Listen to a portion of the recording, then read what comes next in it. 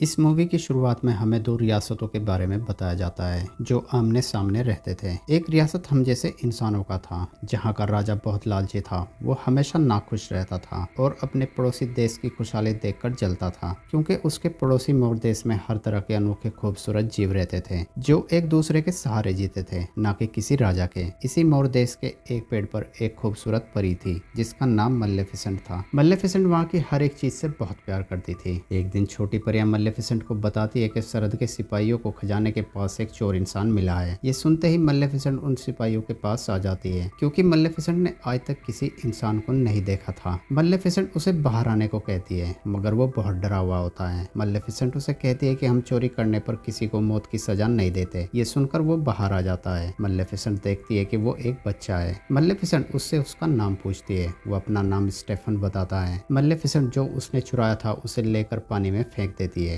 और स्टेफन को सरहद पर छोड़ने आती है। स्टेफन बातों ही बातों में मलेफिसेंट को बताता है कि मैं एक दिन उस महल में रहूंगा। मलेफिसेंट उससे पूछती है कि अब तुम कहाँ रहते हो। वो जवाब देता है कि अपने खेतों में। मलेफिसेंट कहती है कि फिर तो तुम्हारे माँ बाप जरूर किसान रहे होंगे। स्टेफन कहता है कि मेरे माँ बाप मर चुके हैं और कहता है कि मैं तुमसे मिलने फिर आऊंगा। मलेफिसेंट कहती है कि तुम्हें यहाँ नहीं आना चाहिए, यहाँ खतरा है। स्टेफन कहता है कि मैं फिर भी तुमसे मिलने आऊंगा। वो दोनों हाथ मिलाने लगते हैं, मगर मलेफिसेंट का हाथ जल जाता है और वो स्टेफन को बताती है कि तुम्हारे हाथ में लोहा है और लोहा परियों को जलाता है। ये सुनते ही स्टेफन अपनी अंगूठी निकालकर फेंक देता है। मलेफिसेंट को ये बात बहुत पसंद आती है और वो सारी रात सोचती रहती है कि जिसके पास कुछ नहीं था उसने कैसे एक झटके में अपनी अंगूठी को निकालकर फेंक दिया। कुछ हफ्ते बाद स्टेफन दोबारा मलेफिसेंट से मिलने आता है और वो दोनों बहुत अच्छे दोस्त बन जाते हैं और ये दोस्ती बीतते वक्त के साथ प्यार में बदल जाती है। फिर मलेफिसेंट 16 साल की हो जाती है और स्टेफन का लालच उसे मलेफिसेंट से दूर कर देता है। अब मलेफिसेंट मोर देश की रक्षक बन जाती है। उधर इंसानों के राजा ने मोर देश की बढ़ती ताकत को कुचलने की ठान ली थी और वो अपनी सारी सेना लेकर मोर देश की सरहद पर आ जाता है, मगर उसे आते मलेफिसेंट देख लेती है और मलेफिसेंट सरहद पर आ जाती है। वो राजा को वहां से वापस जाने को कहती है, मगर राजा उसकी बात नहीं सुनता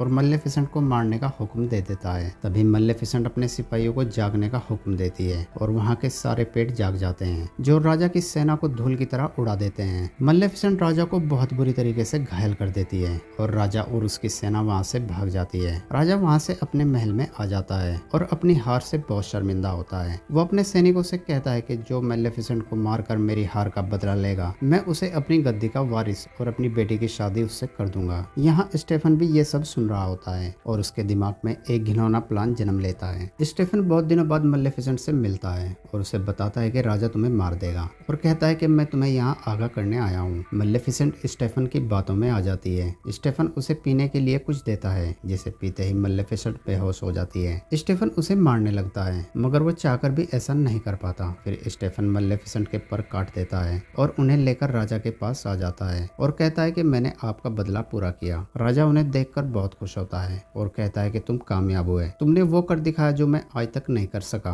तुम्हें इसका इनाम जरूर मिलेगा। उधर मलेफिसेंट जब सुबह उठती है तो देखती है कि उसके पर नहीं है। मलेफिसेंट दर्द से चिल्ला उठती है और जोर जोर से रोने लगती है, मगर अब तक मलेफिसेंट को ये नहीं पता कि उसके पर उसके प्रेमी ने ही काटे हैं। मलेफिसेंट वहाँ पड़ी एक शाख को अपनी छड़ी बना लेती है और उसके सहारे चलती है। अगले दिन मलेफिसेंट राजा की सरहद में घुस जाती है तो देखती है कि एक किसान ने कौवे को अपने जाल में फांस रखा है। मलेफिसेंट उसे अपने जादू से इंसान बना देती है। यह देखकर वो किसान वहाँ से भाग जाता है। मलेफिसेंट उस कौवे से उसका नाम पूछती है। वो अपना नाम डेवल बताता है और कहता है कि आपने मेरी जान बचाई है, मैं सारी उम्र आपकी सेवा करूंगा। मलेफिसेंट उसे खबर लेने के लिए राजा के महल में भेजती है। वहाँ स्टेफन को राजा बना दिया गया था और राजा ने अपने वादे के मुताबिक अपनी बेटी की शादी स्टेफन से कर दी थी। डेवल ये सब बात आकर मलेफिसेंट को बताता है और मलेफिसेंट समझ जाती है कि उसे स्टेफन ने धोखा दिया है ताकि वो राजा बन सके। मलेफिसेंट गुस्से से चिल्लाती है। उसका गुस्सा इतना खतरनाक होता है कि स्टेफन उसे अपने महल से देख रहा होता है। दिल टूटने के बाद मलेफिसेंट बहुत बदल जाती है और अब वो पहली बार मोर देश की रानी बनती है। फिर कुछ दिन बीत जाते हैं और स्टेफन के घर एक बेटी जन्म लेती है। डेविल मलेफिसेंट को बताता है कि स्टेफन अपनी बेटी का नामकरण बहुत धूमधाम से करेगा। महल में सभी राज्यों के लोग मौजूद होते हैं, यहाँ तक कि मोर देश की 3 परियां भी आती हैं ताकि वो बच्ची को नाम दे सके। वो तीनों परी उस बच्ची का नाम अरोरा रखती हैं और उसे आशीर्वाद देती हैं कि तुम तुम दुनिया में सबसे खूबसूरत हो। तभी वहाँ मलेफिसेंट आ जाती है, जिसे देखकर स्टेफन का रंग उड़ जाता है। मलेफिसेंट कहती है कि तुमने मुझे नहीं बुलाया, मगर मैंने सोचा कि मैं भी इस बच्चे को एक आशीर्वाद दे ही दूं। और मलेफिसेंट अरोरा को एक श्राप देती है। वो कहती है कि जब अरोरा 16 साल की होगी तो सूरज डूबने से पहले चरखे पर लगी तकली इसकी उंगली में चुभ जाएगी और इसे मौत जैसी नींद सुला देगी, एक ऐसी नींद जिससे वो कभी नहीं जाग पाएगी। ये सुनकर स्टेफन अपने घुटनों पर आ जाता है और मलेफिसेंट से अपनी बेटी की जान की भीख मांगने लगता है। मलेफिसेंट कहती है कि ठीक है, ये जाग सकती है, मगर एक सच्चे प्यार वाली किस से। ये कहकर मलेफिसेंट वहाँ से चली जाती है। राजा स्टेफन अपनी रियासत के सारे चरखे जब्त कर उन्हें अपने तहखाने में जला देता है और अरोरा की जिम्मेदारी उन 3 परियों को देता है, जो उसे किसी जंगल में सबकी नजरों से 16 साल और 1 दिन के लिए रखेंगी। स्टेफन अपने आप को अपने महल की 4 दीवारी में बंद कर लेता है और अपने सिपाहियों को मलेफिसेंट को खत्म करने चारों ओर भेजता है, मगर मलेफिसेंट मोर्देस की सरहद पर एक ऐसी दीवार बना देती है जिसे कोई इंसान भेद नहीं सकता। उधर वो परियां अरोरा को जंगल में एक कुटिया में ले आती हैं। डेविल अरोरा का पता मलेफिसेंट को बता देता है। मलेफिसेंट अरोरा के पास आती है और उसे डराने लगती है, मगर मासूम अरोरा मलेफिसेंट को देखकर हंसने लगती है। मगर बच्चे को पालना परियों के बस की बात नहीं थी। अरोरा भूख से तड़प रही होती है। डेविल ये सब देख नहीं पाता और दूध से भरा एक फूल अरोरा के मुंह में दे देता है और अरोरा चुप हो जाती है। उधर स्टेफन अपने सिपाहियों को मोर्देस की दीवार जलाने को भेजता है, मगर मलेफिसेंट उन सबको उसी दीवार के नीचे कुचल देती है। स्टेफन अपने सिपाहियों पर बहुत गुस्सा होता है। उधर वो परियां अरोरा को एक पहाड़ के किनारे ले आती हैं। मलेफिसेंट ये सब देख रही होती है। वो परियां किसी बात पर आपस में झगड़ने लगती हैं और अरोरा उस पहाड़ी से नीचे गिरने वाली ही होती है, मगर मलेफिसेंट उसे बचा लेती है। फिर अरोरा मलेफिसेंट के पास आती है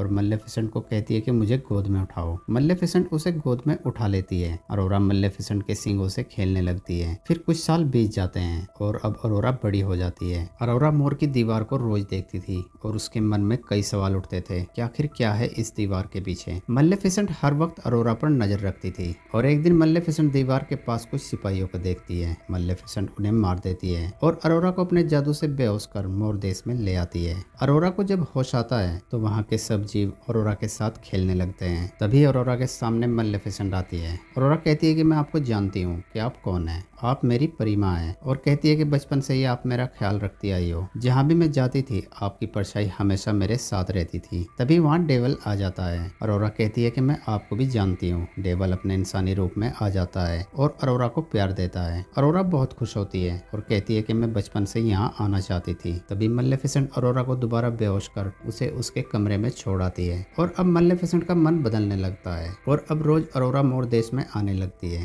अरोरा की सुंदरता देखकर वहाँ के सारे जीव अरोरा से प्यार करने लगते हैं और मलेफिसेंट भी अरोरा की मासूमियत देखकर अपना श्राप वापस लेने लगती है। मगर श्राप देते वक्त मलेफिसेंट ने कहा था कि यह श्राप दुनिया के अंत तक रहेगा, तो वो श्राप वापस नहीं होता। उधर महल में स्टेफन मलेफिसेंट के पंखों से बात कर रहा होता है। तभी वहाँ एक सैनिक स्टेफन को बताता है कि महारानी ने आपको बुलाया है क्योंकि वो अपनी आखिरी सांसें ले रही हैं। मगर स्टेफन बदले की आग में पागल हो चुका था। वो उस सैनिक से कहता है कि मुझे अकेला छोड़ दो और स्टेफन वहाँ से अपने मजदूरों के पास आता है और उन्हें कहता है कि लोहे की बड़ी बड़ी दीवार बनाओ ताकि मलेफिसेंट उस तक ना पहुंच पाए। उधर अरोरा मलेफिसेंट से पूछती है कि आपके पर कहाँ हैं। मलेफिसेंट जवाब देती है कि वो चोरी हो गए थे। अरोरा कहती है कि क्या वो बड़े थे। मलेफिसेंट जवाब देती है कि जब मैं जमीन पर चलती थी तो वो लहराते थे, वो मुझे आसमान की गहराइयों में ले जाते थे, वो बहुत मजबूत थे। और कहती है कि वो मेरी ताकत थे। अब अरोरा एक दिन बाद 16 साल की हो जाएगी तो मलेफिसेंट अरोरा को अपने पास बुलाती है और कहती है कि अरोरा ये दुनिया बहुत बुरी है और मैं तुम्हें उससे बचा नहीं सकती। अरोरा मलेफिसेंट से कहती है कि मैं अब 16 साल की हो जाऊंगी परिमा और मैं अब अपना ख्याल रख सकती हूँ। और कहती है कि मैंने ठान ली है जब मैं बड़ी हो जाऊंगी तो मैं यही मोर देश में रहूंगी। मलेफिसेंट कहती है कि उसके लिए तुम्हें इतना इंतजार करने की जरूरत नहीं है, तुम अभी से यहाँ रह सकती हो। ये सुनकर अरोरा बहुत खुश होती है। फिर हम राजकुमार फिलिप को देखते हैं जो स्टेफन के महल में जा रहा होता है, मगर वो रास्ता भूल जाता है। यहाँ फिलिप की मुलाकात अरोरा से होती है। ये दोनों पहली मुलाकात में ही एक दूसरे को पसंद कर लेते हैं। फिर अरोरा अपने घर आ जाती है और उन परियों से कहती है कि मैं यहाँ से जा रही हूँ, अब मैं मोर्देस में रहूंगी। वो परियां कहती है कि हमने इस दिन का इंतजार 16 साल तक किया है ताकि जब तुम 16 की हो जाओ तो हम तुम्हें तुम्हारे पिता को सौंप दें।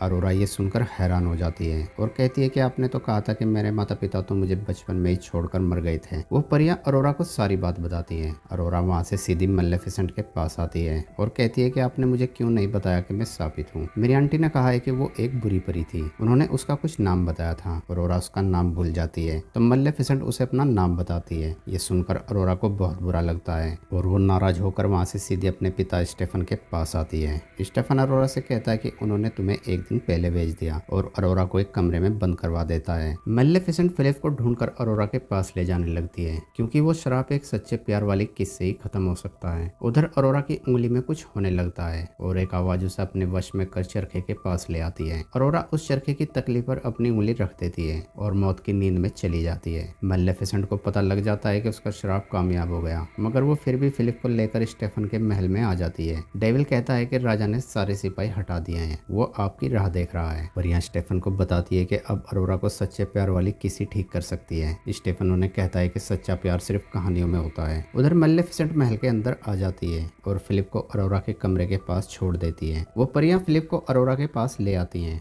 और उसे किस करने को कहती हैं। फिलिप अरोरा को किस करता है मगर अरोरा होश में नहीं आती। ये देखकर वो परियां फिलिप को बाहर निकाल देती है। मलेफिसेंट डेविल से कहती है कि मैंने कहा था ना कि कोई सच्चा प्यार नहीं होता, और अरोरा के पास आ जाती है और कहती है कि मैं तुमसे माफी नहीं मांगूंगी क्योंकि मैंने जो किया है वो माफी के काबिल नहीं है, और अरोरा को किस करती है। अरोरा मलेफिसेंट की किस से जाग जाती है। डेविल कहता है कि ये सच्चा प्यार है। अरोरा मलेफिसेंट से कहती है कि क्या आप मुझे मोर्देस ले चलेंगी। मलेफिसेंट अरोरा को लेकर जाने लगती है। तभी स्टेफन के सिपाही मलेफिसेंट को लोहे का जाल फेंक कर पकड़ लेते हैं। मलेफिसेंट डेविल को एक ड्रैगन बना देती है। डेविल उन सिपाहियों पर आग से हमला करने लगता है और मलेफिसेंट को भी उस जाल से आजाद कर देता है। अरोरा वहां से भागकर उस जगह आ जाती है जहां स्टेफन ने मलेफिसेंट के पंख कैद कर रखे थे। वो सिपाही डेविल को काबू कर लेते हैं और मलेफिसेंट को लोहे से बनी ढाल से घेर लेते हैं। तभी वहाँ स्टेफन आता है और मलेफिसेंट को लोहे की जंजीरों से मारने लगता है। तभी अरोरा उन पंख को उस लॉकर से आजाद कर देती है और वो सीधे मलेफिसेंट से आकर जुड़ जाते हैं। पंख जुड़ते ही मलेफिसेंट बहुत ताकतवर हो जाती है। वो डेविल को आजाद कराती है। स्टेफन मलेफिसेंट के पैर में जंजीर बांध देता है तो मलेफिसेंट उसे लेकर महल के ऊपर आ जाती है और उसे बहुत मारती है। अब क्योंकि मलेफिसेंट कभी स्टेफन से प्यार करती थी तो वो उसे जान से नहीं मारती और वहाँ से जाने लगती है, मगर स्टेफन एक बार फिर मलेफिसेंट को धोखा देता है और उसे लेकर महल से नीचे कूद जाता है। मगर वो भूल गया था कि अब मलेफिसेंट उड़ सकती है। मलेफिसेंट बच जाती है और स्टेफन नीचे गिरकर मर जाता है। फिर मलेफिसेंट मोर्देस को पहले जैसा खूबसूरत बना देती है और अपनी बनाई दीवार को भी गिरा देती है और दोनों देश अब एक हो जाते हैं। मलेफिसेंट अरोरा को मोर्देस की रानी बना देती है और खुद दोबारा उसकी रक्षक बन जाती है और यहाँ हमारी मूवी का एंड हो जाता है। दोस्तों वीडियो अच्छी लगी हो तो वीडियो को लाइक और चैनल को सब्सक्राइब जरूर करना। Thanks for watching.